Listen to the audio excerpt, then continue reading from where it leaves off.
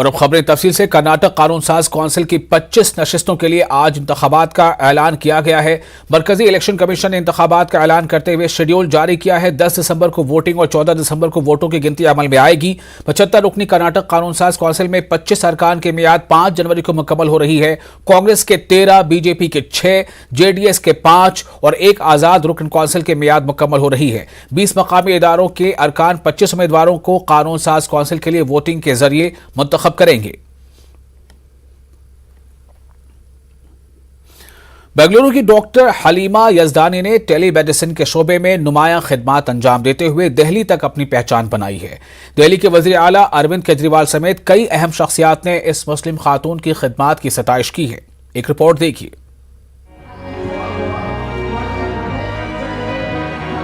बेंगलुरु की डॉक्टर हलीमा यजदानी को हाल ही में एक और एजाज से नवाजा गया है।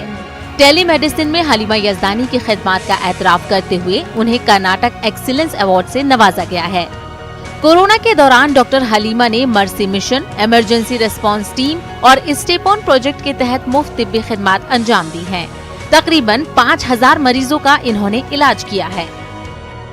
अवार्ड मिला है टेलीमेडिसिन के लिए, और जैसे हमने 5000 प्लस पेशेंट्स को ट्रीट किया कोरोना के दौरान, टेलीमेडिसिन के थ्रू ही ट्रीट किया, टोटली फ्री ऑफ कॉस्ट इसके लिए। और टेलीमेडिसिन के जो मैं इसके लिए काम कर रही हूँ कि टेलीमेडिसिन लोगों में फैले और हमें पता लगे दूसरे लोगों को कि टेलीमेडिसिन क्या है, तो इसके लिए मुझे अवार्ड मिला है और बहुत खुशी हो रही है। हाल ही में हुए डॉक्टर्स डे के मौके पर हलीमा यजदानी ने दिल्ली के वज़ीर आला अरविंद केजरीवाल, कर्नाटक के वजीर बराए तिब्बी तालीम डॉक्टर अश्वथ नारायण और मारूफ शख्सियत किरण बेदी के साथ जूम मीटिंग में शिरकत की थी और इन अहम शख्सियात के साथ तबादले ख्याल किया था। कोरोना मरीज के सिलसिले में बेदारी पैदा करने की इनकी खामोश खिदमत अब भी जारी है। लोगों के लिए सबसे पहले ये कि हम जब कोविड की वबा से हम लोग इतने बड़े दौर से गुजरे हैं, तो अभी हम लोगों को बहुत ज़रूरी है कि हम लोग अपना ख्याल रखें। एक तो न्यूट्रिशियस फूड लें, विटामिन सी की जो इंटेक है ज़्यादा रखें, और थोड़ा अगर क्राउड्स में हो सके तो कम जाएं। हम लोगों को ये फेडरेशन के बुलाया गया है, लेकिन सोशल डिस्टेंसिंग मेंटेन करें, अपना मास्क ना निकालें, जितना हो सकता है अपना मास्क पहने रखें और हाथ सैनिटाइज करते रहें क्वाइट फ्रीक्वेंटली। ऐसा नहीं कि हम वैक्सीनेट हो गए, कोई दिक्कत नहीं है, हमें कोरोना नहीं हो सकता, ऐसा नहीं है कि वैक्सीनेशन के बाद नहीं हो सकता, बिल्कुल हो सकता है। डॉक्टर हलीमा यजदानी ने अपने 20 साला तिब्बी सफर में कई कारनामे अंजाम दिए हैं। इनका कहना है कि घरेलू जिम्मेदारियों को अदा करते हुए खवातीन जिंदगी के हर शोबे में आगे बढ़ सकती हैं। न्यूज़ 18 उर्दू के लिए बेंगलुरु से रऊफ अहमद हल्लूर की रिपोर्ट। कर्नाटक के तारीखी शहर विजयपुर के दौरे पर आए रियासत के गवर्नर थावर चंद गहलोत ने आलमी शोहरत याफ्ता इमारत गोल गुंबद में हाजिरी दी। मोहम्मद आदिल शाह का मकबरा गोल गुंबद अपने सोटी निजाम के लिए मशहूर है। आज भी यहां एक आवाज की गूंज 7 से ज्यादा बार सुनाई देती है। गवर्नर थावर चंद गहलोत ने गोल गुंबद का दौरा करने के बाद आदिल शाही दौर की एक और इमारत 12 कमान का भी दौरा किया।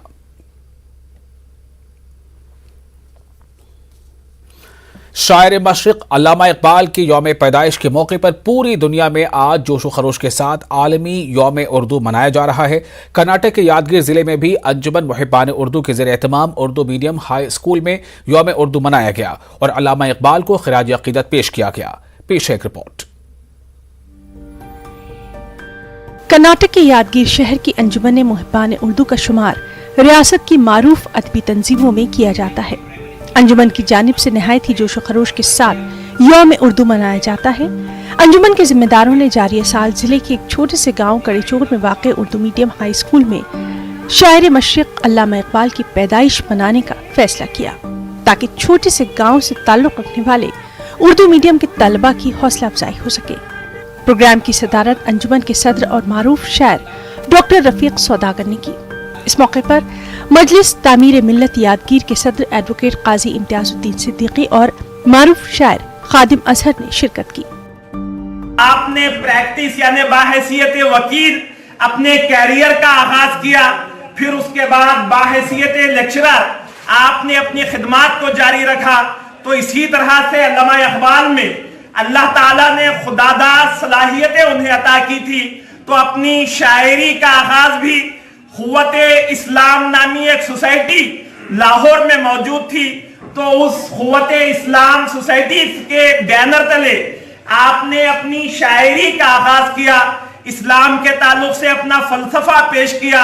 इस्लामी फिक्र, इस्लामी जहन आपके दिलो दिमाग में थी, तो आपने उसी नजरिए को पेश किया। तो अल्लामा इकबाल को हम देखें तो हम अल्लामा इकबाल को किसी एक दायरे में महदूद नहीं कर सकते। अल्लामा इकबाल की शख्सियत हमारुखी है। मखालात फलातून ना लिख सकी लेकिन, मखालात फलातून ना लिख सकी लेकिन इसी के शोले से टूटा है शरारे अफलातून, इसी के शोले से टूटा है शरारे अफलातून। कौम जहां तक भी जितनी बुलंदी चाहे उसे हासिल करे, उसका सहरा उस माँ को ही है जिसने उसे जना है। प्रोग्राम की सदारत अंजुमन मुहिब्बान उर्दू के सदर डॉक्टर रफीक सौदागर ने की। इस मौके पर डॉक्टर रफीक सौदागर ने कहा कि उर्दू के चाहने वालों को चाहिए कि इस विरासत को अपने आने वाली नस्लों तक मुंतकिल किया जा सके, वरना एक बड़े नुकसान का सामना करना पड़ सकता है।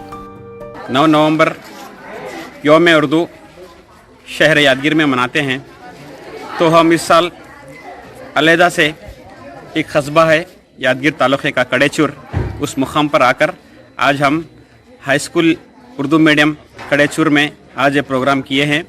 बड़ी खुशी की बात है, आज का एक प्रोग्राम एक छोटा कस्बा रहने के बावजूद भी यहाँ के तालिब इल्म तुलबा व तालिबात ने इतने अच्छे अंदाज में नातें पेश की, तराने पेश किए, नज़म पेश किए।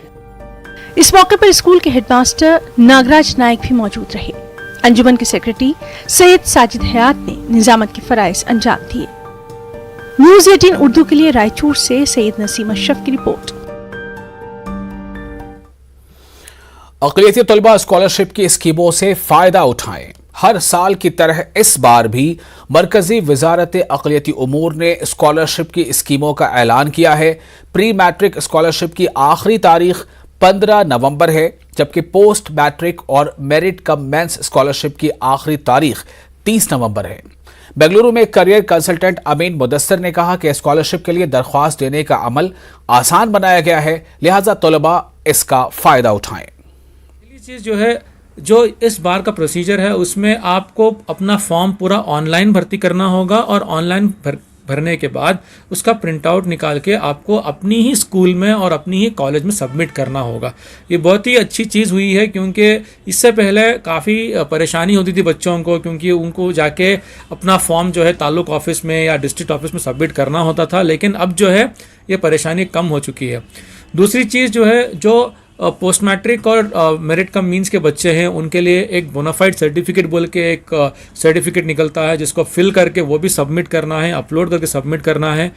तो ये जो चीज़ें आई हैं, इसका एक बहुत ही इम्पोर्टेंट मैसेज ये है कि मेरे हिसाब से बच्चों के अंदर ये जज्बा होना चाहिए कि वो अपना फॉर्म खुद भरने की पूरी कोशिश करें।